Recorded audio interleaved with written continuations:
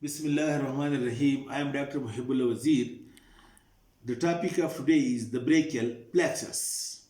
Look, note one point that the spinal nerves come out between the two vertebrae, that is through the intervertebral foramen, one on each side, that is one on the right side and one on the left side.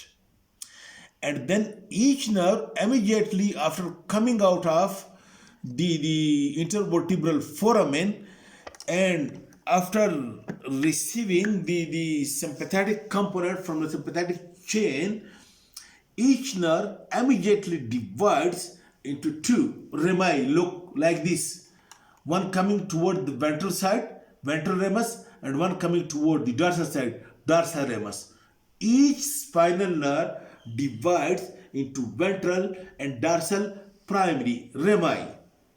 The dorsal primary rami of all the nerves, it passes posteriorly going to the back, and it supplies the skin of the back, but some muscles of the neck region and erector spinae muscle, these are also being supplied by the posterior primary rami or dorsal primary rami. Otherwise, the dorsal primary rami are purely cutaneous. And the ventral primary rami of the cervical nerves in the cervical region, it forms the cervical plexus. The lower cervical along with T1 form the brachial plexus. The ventral rami of the thoracic region form the intercostal nerve, and the ventral rami of the lumbar nerves form the lumbar plexus, and the ventral rami of the sacral nerve form the sacral plexus. But the topic for today is the brachial plexus. Brachial plexus is being formed by the ventral ramus of cervical 5, cervical 6, cervical 7, cervical 8, and thoracic 1. In this way, you note, look, these are the vertebrae, okay, and look, these are the ventral rami of C5, C6, C7, C8, and T1. These ventral rami or ventral primary rami of these 5 nerves, which are actually to make the brachial plexus, over here these ventral rami are being called as the roots of the brachial plexus. The roots of the brachial plexus are nothing but these are the ventral primary rami of C5, C6, C7, C8, and T1. Sometimes there will be a contribution from the C4, and then the contribution from the T1 will be less. That is called as prefix type of brachial plexus. Sometimes there will be contribution from the T2 and contribution from the C5 will be diminished. Then it is being called as postfix type of brachial plexus. Okay, anyhow, then what happens? Look, you can see these muscles. These are scalene muscles. This is scalenus anterior, and this is scalenus medius, and that is scalenus posterior. Scalenus posterior. This you will study in second year.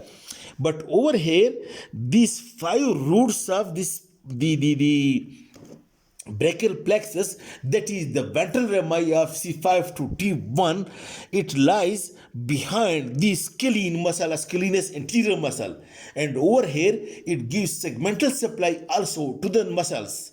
Then what happens after coming out from these muscles? From these muscles between the scalenus anterior and scalenus medius, these 5 ventral rami lying in the posterior triangle, what they do, you look over here. The ventral rami of this upper 2 unite with one another. The ventral rami of this C8 and T1, the lower 2, unite with one another. And the ventral ramus of the middle one, C1, runs as such. In this way, 3 trunks are being formed: upper trunk, middle trunk, and lower trunk, superior, middle, and inferior trunk. The superior one by the union of the upper 2, the inferior one by the union of the lower 2, and the middle one run as such. In this way, these three trunks are being formed, which lies over here in this posterior triangle. The roots were lying between the scaleni muscle embedded in it, while the trunks lies in the posterior triangle. Now what happened? Look, this is, let me say, one trunk. Each trunk again divides three trunks. Each trunk again divides into anterior, posterior branch, anterior, posterior branch. Look over here. Each trunk divides into anterior branch and posterior branch, anterior branch and posterior branch, and the lower trunk anterior and posterior branch.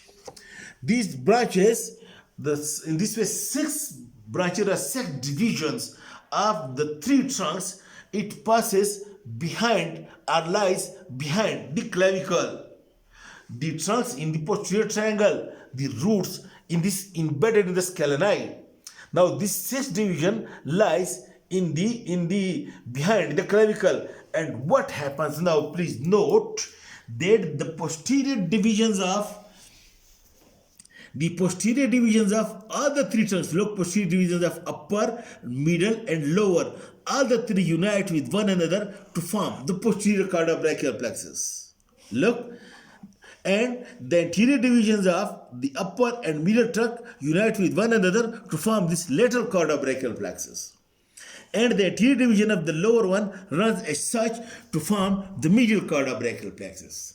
In this way, behind the clavicle, these divisions unite with one another and 3 cords are being formed in a way that the posterior divisions of all the trunks unite to form the posterior cord, and the anterior divisions of the upper 2 unite to form the upper cord, the lateral cord, and then the anterior divisions of the lower one run as the medial cord. So in this way, I told you just in the previous lecture that now 3 cords enter into the axilla from behind the clavicle, through the cervico-axillary canal, from behind the clavicle. And over here, I told you that most medially lies the axillary vein, lateral to that lies the axillary artery, and lateral to that lies then the medial cord, then the posterior cord, and then the lateral cord. But lower down, what happens? That the 3 cords embrace the axillary artery, and in this way, then in the axilla lies the 3 cords of the brachial plexus. Okay, now this is the formation of the brachial plexus. Okay, now then we will discuss the branches of the brachial plexus in the next lecture. Okay, thank you very much.